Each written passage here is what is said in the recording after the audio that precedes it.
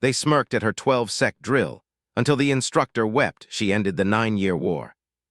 The fog smelled like electrical discharge and rain on hot stone.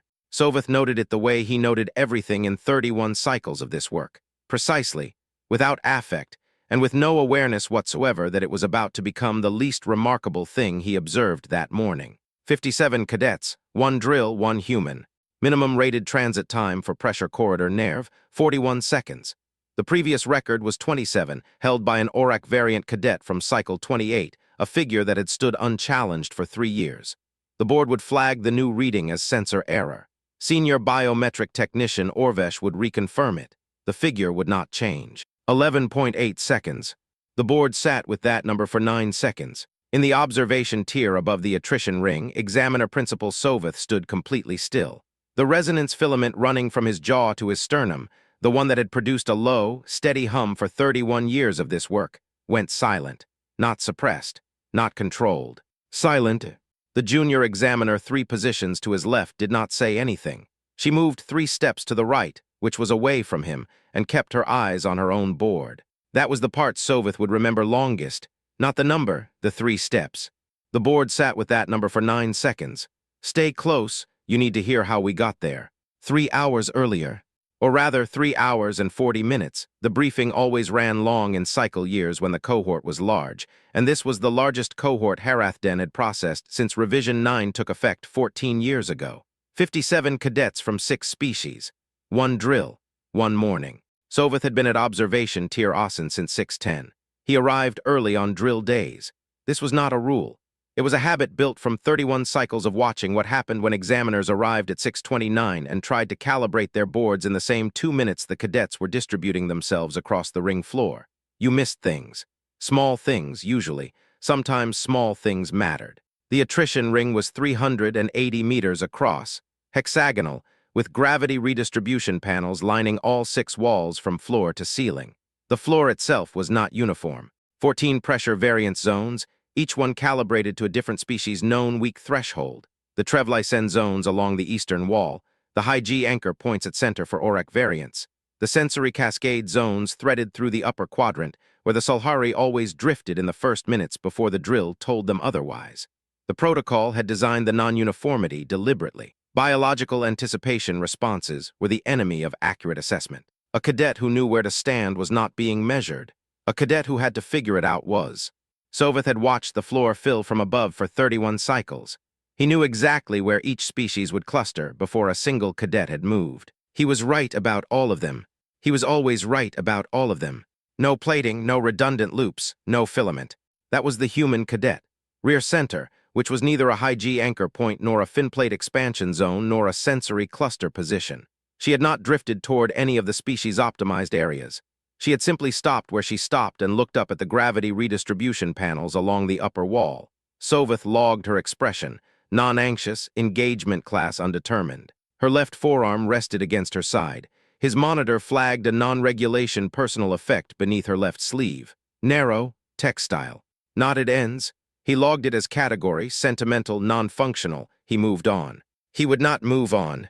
Her name was Dessa, age 20. From a coastal industrial district that would have qualified as a Class 4 environmental hazard on any standard registry scale, the kind of district where the fishing season fatality rate was high enough that the protocol had a classification for it, which was the most honest thing the protocol had ever said about the place.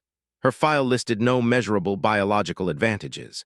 Environmental Tier 3, manageable liability. Completion probability for a convergence class drill, 4.2%, consistent with the historical rate for environmental Tier 3 cadets across all 31 recorded cycles.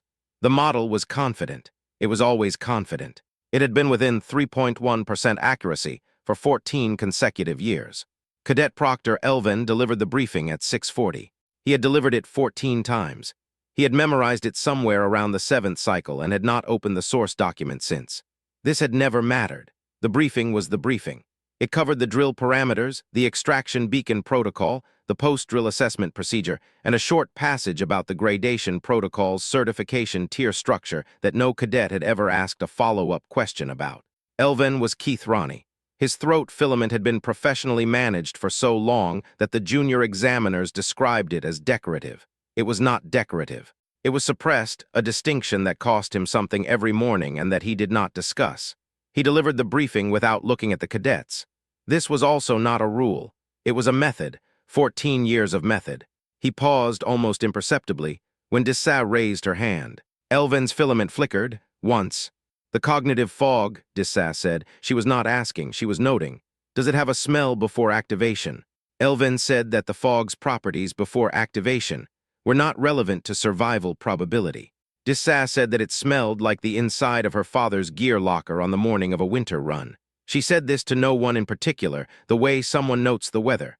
Not for response, not for effect. From the eastern wall, 2 Trevlysen cadets exchanged a glance. Their crystalline fin plates, locked flat against their upper spines in the resting position, produced a sound brief, involuntary, like a metal latch engaging in cold air. Elven resumed the briefing. His filament did not flicker again. Soveth made a note in his log. He was not sure what to note. He wrote, Cadet Dissa Rear Center Tier 3 Query Re Fog Olfactory Properties. Engaged, not anxious. He looked at it. He added, engagement class still undetermined. Then he looked at his biometric board and checked her cognitive coherence index as a baseline. 96.4%. He checked it again. 96.4%, holding steady. The system had flagged it. Anomalous sustained mechanism, unresolved. He had never seen the mechanism, unresolved flag on a pre-drill baseline reading. He had seen it twice in active drill conditions, both times from ORAC variant cadets under circumstances that had clear cardiovascular explanations. The system had resolved both within 40 seconds. He logged the flag, he noted the time, he looked back at the floor. The ORAC variant cadets had distributed to the high G anchor zones at center. 8 of them, large, 4-limbed, with cardiovascular redundancy rated Class 4. The protocol's benchmark species. 14 years of completion modeling had been built substantially on their historical performance data. Their average coherence index was 68% at this stage of the pre-drill window. Their endurance in sustained high G conditions was the highest of any species in the current certification tier structure. When the gradation protocol modeled completion probability, the ORAC variants were the baseline against which every other species was measured. The 6 Trevlysen had moved to the perimeter, where the fin plate expansion zones gave them room.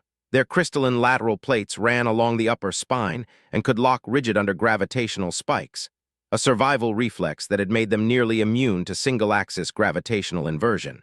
They held form when other species buckled. This was not just a physical fact for the Trevlysen.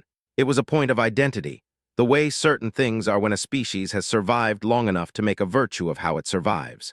The 12 Sulhari cadets had drifted toward the upper quadrant, which put their triple sensory clusters in optimal position for the threat identification window at the start of the drill. Their orbital rim nodes could process environmental threats 3.2 times faster than human neural baseline, faster than any other species in the active cohort.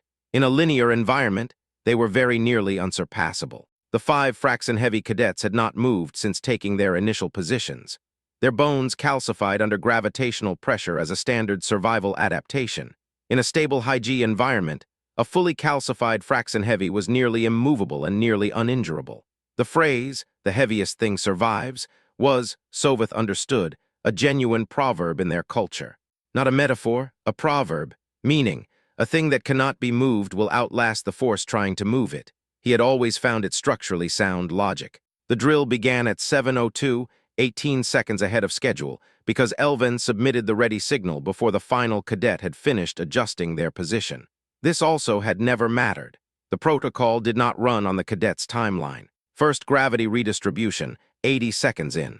The 14 pressure variance zones activated in non-sequential order, as designed. Biological anticipation suppressed.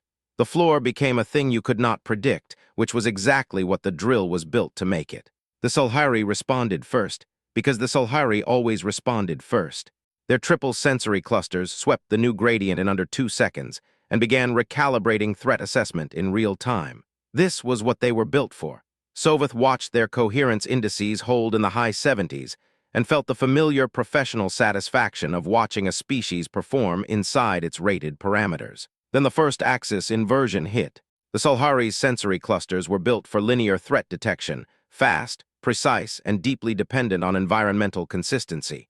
Multi-axis cycling produced a different problem. Their triple cluster arrangement, which was a strength in linear conditions, became an amplifier in nonlinear ones. The first inversion sent conflicting signals through all three nodes simultaneously. The second inversion compounded it. By the 2-minute, 40-second mark, all 12 Sulhari cadets had triggered their extraction beacons. 12 amber lights, in sequence. The evacuation alarm pulsed 12 times. Sovath did not look up from Dissaz's biometric feed. This was not deliberate. He noticed it afterward, that he had tracked the Sulhari extraction through his peripheral vision while keeping his primary attention on a single Tier 3 cadet who had not yet done anything remarkable. He logged it. He could not explain it. He wrote, monitoring Cadet Dissaz per earlier flag, CCI holding at 96.4%. No stress markers, mechanism still unresolved. The cognitive fog deployed at 4 minutes, 0 seconds. It came from the floor panels in the lower 6 zones first, rising in a visible curtain that moved outward and upward across the chamber. Class 10 rating, the highest the attrition ring could generate. Sovath had watched it deploy 31 times. It always looked the same. A slow, deliberate spread, almost patient, like weather that already knew where it was going. The Trevlysen had managed the first gravity redistribution without difficulty. Their fin plates had locked and held on the first axis inversion exactly as designed. The plates were built for this. But the fog deployment coincided with the second multi-axis cycling sequence, which meant the fin plates needed to respond to gravitational input, while the cadets inside them were trying to navigate an environment they could no longer reliably see or orient within. The plates activated sequentially. But under multi-axis stress, sequential activation produced a problem the protocol had not fully weighted in its completion modeling. The plates began fighting each other. The front lateral plates locked to counter one axis. The rear lateral plates locked to counter another. The result was not stability. The result was a cadet locked between two competing structural responses, held rigid by a reflex that was working exactly as designed, and that was, in this specific configuration, working against itself. 4 Trevlysen locked within 60 seconds of fog deployment. 2 of them found each other. This was the part Sovath would later try to describe in his debrief notes and find he could not quite fit into the standard language. 2 cadets who had locked, who could not move, whose plates had committed to positions their bodies could not exit, looked at each other across 4 meters of fog-dense floor and arrived at something. A solution that was not in any training manual, not a protocol, not a practice technique. Something one of them tried, and the other recognized and copied in approximately 90 seconds. They used each other's locked frames as stabilizers. By bracing against a cadet who could not be moved, the second cadet gained enough counterforce to manage the axis cycling without losing orientation. It should not have worked as well as it did. Sovath watched it work. He made a note. 1 Trevlysen was hospitalized before the drill ended. Plate fracture stress. The plates had locked so completely in conflicting positions that the structure between them had given. Sovath knew the case number. He did not know her name. The form had no field for names. The 5 Fraxen-heavy cadets calcified at the 5-minute mark. In a stable high-G environment, this would have been the correct response. A fully calcified Fraxen-heavy was an anchor, solid, settled, nearly impossible to dislodge. But the gravity redistribution did not stop at 5 minutes. The zones continued cycling, and a Fraxen-heavy that had committed to calcification at one gravitational configuration could not recalibrate when that configuration changed. They stood exactly where they were when calcification completed. They waited for the drill to finish. 2 of them calcified into positions that were technically non-ambulatory, not injured, not in distress, simply arranged in configurations they could not exit under their own power. They would need assisted extraction when the drill concluded. They were not embarrassed by this. The heaviest thing survives, they had held. The environment had simply not been what they were holding against. Sovath logged it. He noted the distinction between non-injured and non-ambulatory. The form had a field for both. It did not have a field for the look on the senior Fraxen-heavy's face, which was not defeat. It was the particular patience of a being who has made a correct decision in the wrong environment and knows it. The Aurak variants were still active, 6 of them. Then 5 at the 6-minute mark when a cadet Sovath had been tracking since the briefing, steady coherence index, excellent cardiovascular response, the kind of cadet the protocol's model produced as an example, sat down on the drill floor. He sat carefully, deliberately. He looked at his own biometric readout, which each cadet could see on the small display attached to their forearm, and he made a decision. A cost-benefit analysis, run honestly and concluded without drama. He pressed his extraction beacon. His coherence index at extraction, 67%. By historical standards, That was an excellent score. It was, in fact, the third highest recorded extraction CCI in the protocol's 14-year dataset for ORAC variants in convergence-class drills. It was not close to DISAS. Sovath's monitor resolved a motion on DISAS feed, a 3-second lag in the biometric imaging, standard for fog-dense environments. When the image clarified, she was walking, left arm slightly extended for balance, right hand at her left cuff, the pad of her thumb pressing something flat and releasing it, slow and deliberate, a rhythm with no urgency and no acceleration. The cloth strip, he had logged it as sentimental, non-functional. He watched her thumb press the fabric flat and release it, press and release, at a pace that was, he checked the biometric overlay, completely unconnected to her cardiac rhythm. Not a stress response. Not a grounding reflex in the way the protocol defined grounding reflexes. Something else. Something the mechanism, unresolved flag had been trying to tell him for 40 minutes, and that he had no better language for now than he had then. Her cognitive coherence index, 96.4%, holding. The protocol flagged it again at the 8-minute mark. Anomalous sustained mechanism, unresolved. It had been flagging the same reading for 8 minutes. It had not found another category. It would not find one. 3 ORAC variants remained on the floor. They had adjusted into a formation, triangular, each one anchoring the others against the axis cycling that had emerged organically from their mutual tracking. Not practiced, arrived at.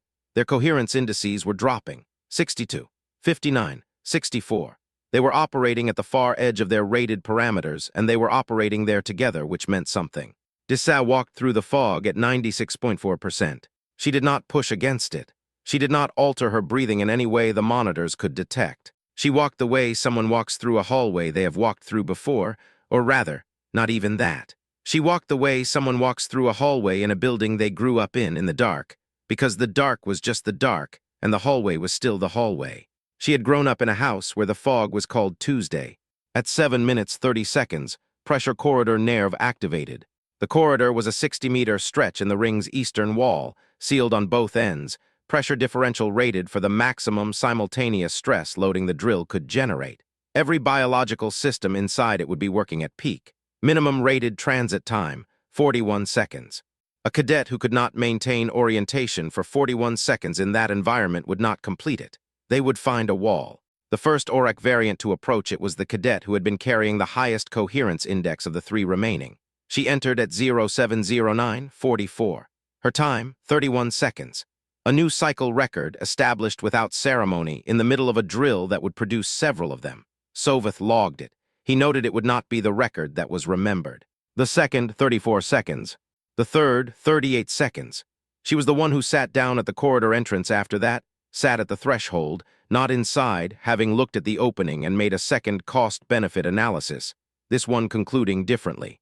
She touched her own chest, over the area where the cardiovascular redundancy loops ran, and she shook her head once.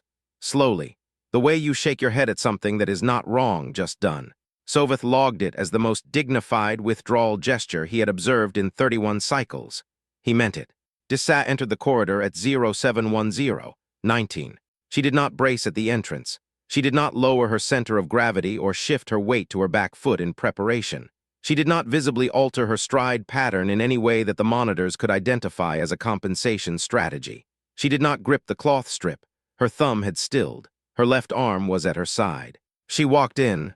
Orvesh's board registered a transit time at 0710:31 and flagged it immediately as a sensor red error. The figure was 12 seconds. Minimum rated transit, 41, previous record, 27. The error flag was automatic, a reading that far outside any recorded parameter was almost certainly instrument error. Standard protocol, reconfirm. Orvesh ran the reconfirm sequence. His hand pressed the confirm key with the flat, practiced motion of someone who expects a number to be corrected. The number did not change. 11.8 seconds. The board sat with that. 9 seconds of the quietest room Sovath had ever stood in, and he had stood in a lot of quiet rooms. He would later describe those 9 seconds as the quietest of his professional life. He was understating it. What he meant was that the room had not been quiet before. The boards had been running. The extraction tallies had been updating. Orvesh had been logging. And then it was quiet, all at once. The way a room goes quiet when everyone in it arrives at the same understanding simultaneously, and no one has decided yet what to do with it. The resonance filament in Sovath's chest went silent. Not suppressed. He had suppressed his filament before in difficult debriefs in close call cycles, in the one session 14 years ago when 2 cadets had been pulled from the ring on neurological emergency, and the board had sat in 3 hours of paperwork trying to find the right field for what had happened. He knew what suppression felt like. This was not suppression. This was silence. The filament had simply stopped, the way a sound stops when the thing producing it has run out of something. He stood still. The junior examiner 3 positions to his right. Her name was Wei, though Soveth would not remember that detail until much later, did not look at him. She kept her eyes on her own board. She moved 3 steps to the left, away from him, without a word, without explanation, with the quiet exactness of someone who understood what the silence meant, and was offering him the professional courtesy of not being witnessed in it. Soveth's monitor resolved the motion at 0706:22, after the standard 3-second imaging lag in fog-dense conditions. She was touching the cloth strip, not gripping, not clutching, the pad of her thumb pressing the fabric flat and releasing it, pressing and releasing, at a pace that had no urgency in it and no acceleration. The rhythm was the same at the 8-minute mark as it had been at the 4-minute mark, the same as it had been before the fog deployed, the same, as far as Soveth could tell, as it had been during the briefing when she raised her hand and asked about the smell. He checked her cognitive coherence index. 96.4, holding. The protocol's flag was still active. Anomalous sustained mechanism, unresolved. It had been active for 40 minutes. It would be active until the drill ended. Soveth had stopped expecting it to resolve. 4 of the 8 ORAC variants were still on the floor. 3 were maintaining the triangular formation they had arrived at without instruction, each one bracing against the others, sharing the load of the axis cycling through the simple physics of mutual resistance. Their coherence indices were dropping. 62, 59, 64. These were, by any measure the protocol had excellent scores. They were the second lowest reading still standing in the ring. The lowest reading still standing was Dissaz, or rather, the highest. 96.4 was not low. 96.4 was a number the protocol's system did not have a performance band for, because nothing had ever lived there before, not in this drill, not at this stage, not with the fog at class 10, and the axis cycling at its 4th sequence. The fog smelled like electrical discharge and rain on hot stone. She had said so. No one had written it down. The 4th ORAC variant, the one who had been tracking highest, who had held his formation position the longest, sat down at the 6-minute 50-second mark. He did it the same careful way the others had done it.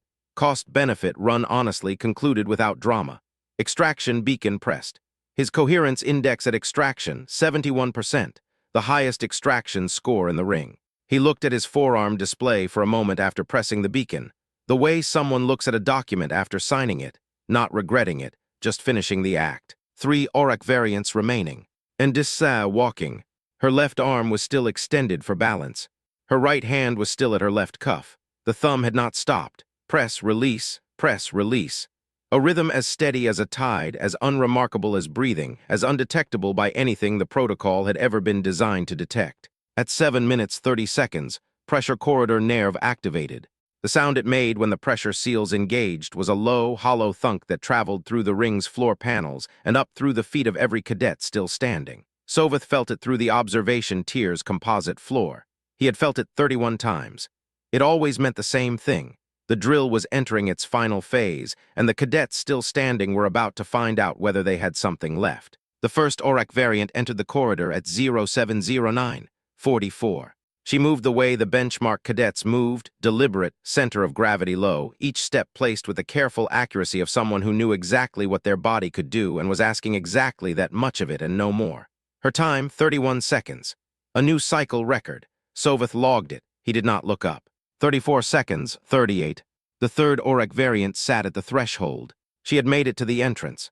She had looked at the corridor, 60 meters, pressure differential at maximum load, the air inside visibly thickened by the stress gradients, and she had run her 2nd analysis. She touched her own chest, over the area where the cardiovascular redundancy loops ran deep and branching, and she shook her head. Once, slowly. Soveth wrote in his log, most dignified withdrawal in 31 cycles. He meant it as a professional observation. He meant it as something else too, but the form had no field for that. Dissat entered the corridor at 0710:19. No brace, no weight shift, no alteration to her stride that the monitors could classify as preparation or compensation or adjustment. She walked into a 60-meter pressure corridor at Class 10 stress, loading the way a person walks through a doorway.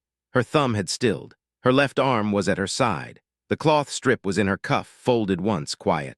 She had already survived the thing the drill was simulating. She had grown up in a place where the winter run meant her father left before dawn, and the question was not whether it would be hard, but whether it would be this time or not this time. She had grown up knowing the difference between danger and the fog that lives in a house where danger is routine.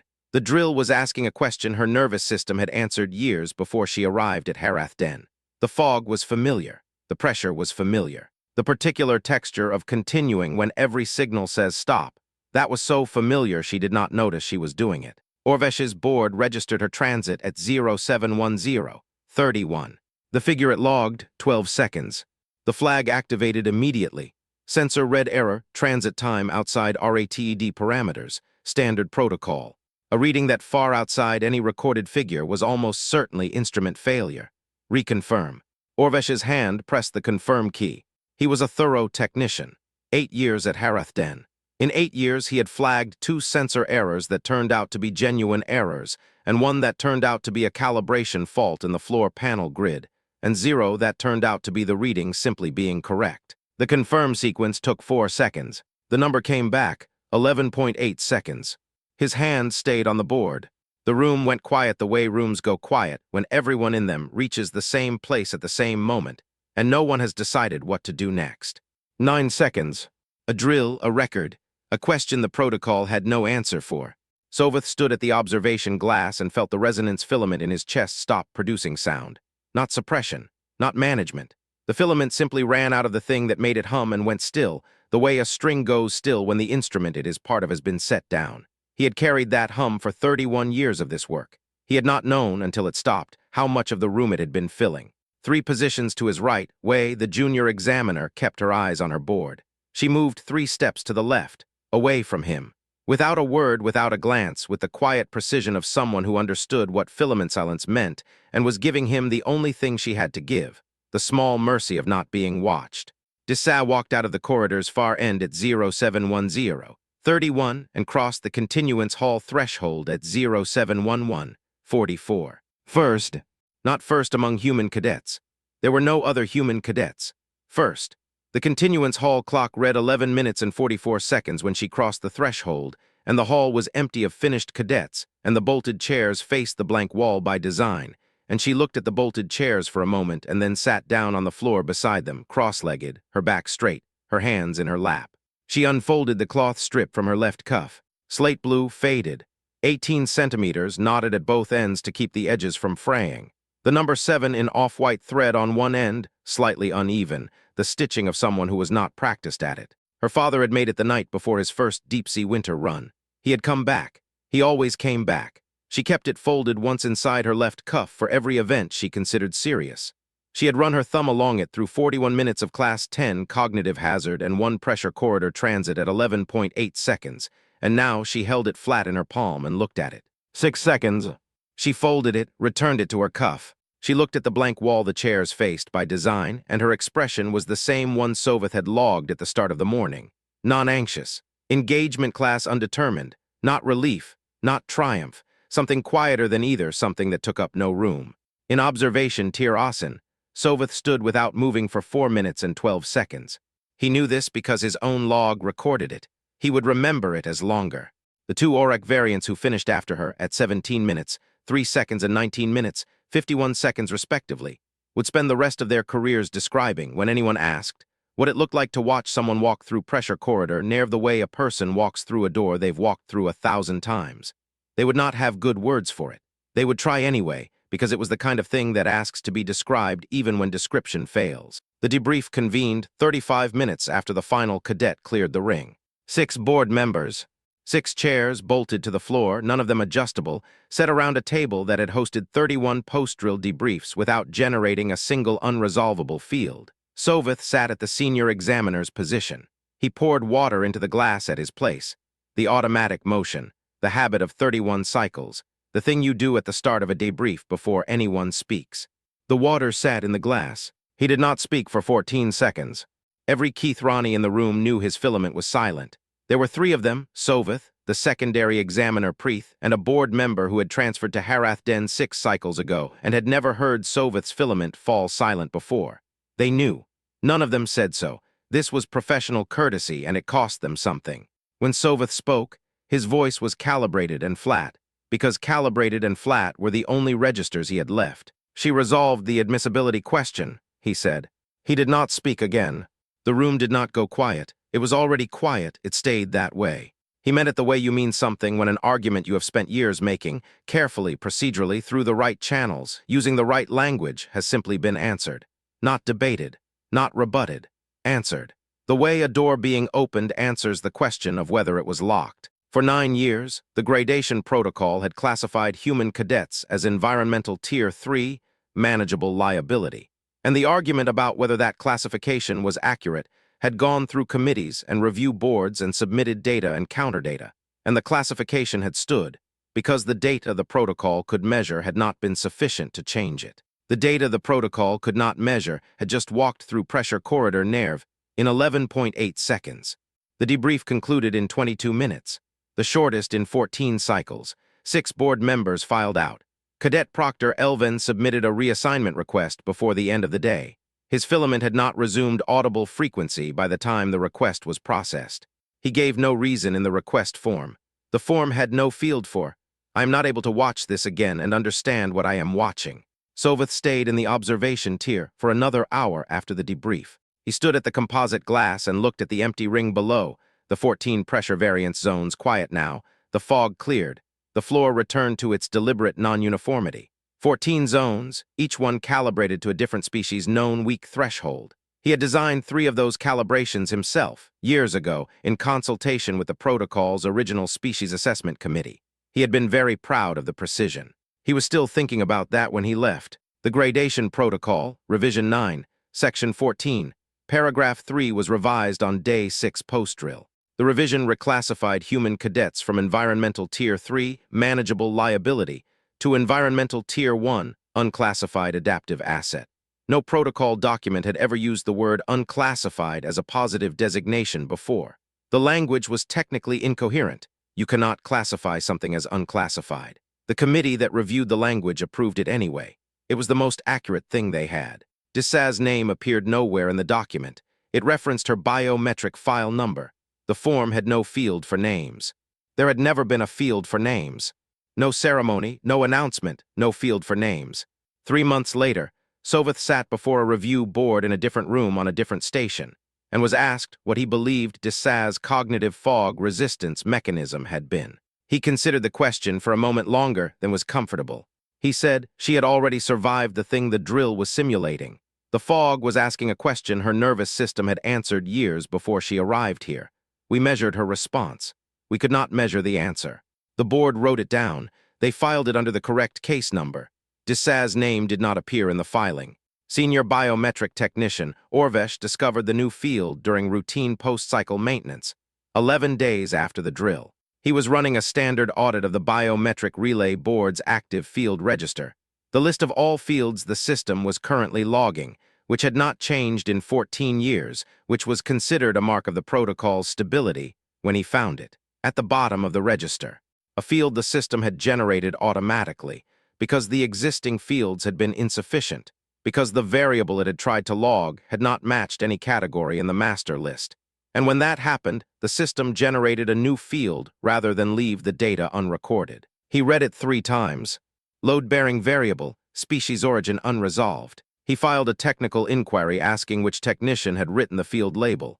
The inquiry came back, no technician, automated system response. Generated at 0706:22 on drill day, the exact timestamp when Soveth's monitor had resolved Desaz's thumb motion, and the biometric imaging had caught her touching the cloth strip for the first time. The system had generated it at the moment it ran out of existing language. Orvesh left the field in place. It seemed wrong to remove something that was, for the first time in 8 years of his work, accurate. A mandatory protocol addendum was issued 4 months post-drill. Section 11, subsection 2, all human cadets entering Class 8 and above certification events shall have a dedicated biometric observer assigned to their feed for the duration of the event. The addendum gave no reason. The reason was in the data. The data was in the archive. The preservation annex at Hareth Den received the cloth strip 8 months after the drill, as part of a broader archival initiative to document Cycle 31 materials. The cataloging system processed it on a Tuesday morning. The archivist on shift, a Keithrani named Desorvi, who had worked the annex for 11 years and had never in that time generated a label she could not explain, typed in the object's properties as the system prompted her. Dimensions, material, condition, estimated age, provenance. When the system asked for object category, it generated the label automatically. Psychological load-bearing instrument, origin, personal. Desorvi read it, she read it again. She sat with it for a moment, the way the board had sat with 11.8 seconds, the way Soveth had stood at the observation glass for 4 minutes and 12 seconds, the way the quiet room had stayed quiet. She left it as generated. It seemed wrong to change something that had gotten it right. The cloth strip went into Case 7 of Cabinet 14, under directional light, in the climate-controlled wing of the annex where materials of historical significance were stored. The case had a small glass front. The number 7 was visible through it. Soveth visited the annex once, 6 months after the archival. He stood at Case 14 for a while. He did not touch the glass. His filament was audible again by then, low, steady, professional, but it dropped to the edge of silence while he stood there, and the archivist on duty, who was not Desorvi, noticed and quietly found something to do in another room. He looked at the cloth strip for a long time. The number 7, embroidered in off-white thread by a hand that had not been practiced at it, slightly uneven, done the night before a winter run by a man who came back, who always came back. The stitching imperfect and the knots solid and the blue faded to the particular gray blue of something that had been carried a long time. 6 months later, a junior researcher came to the annex to review Cycle 31 materials and stopped at Case 14 and asked what the 7 meant. Soveth had left a contact note in the case file for exactly this. The researcher reached him by signal relay. He answered the same day. He told her what the 7 meant. The researcher thanked him. She went back to the annex the next morning and stood at the case again and then went to find Desorvi. She asked whether the label should be updated now that the meaning of the number was on record. Desorvi looked at the case. She looked at the label. She said the label was already more accurate than the answer. The cloth strip sat in the case under the directional light, the number 7 casting a shadow on the backing material slightly longer than the strip itself, the way shadows do when the light comes at an angle, the way they always have.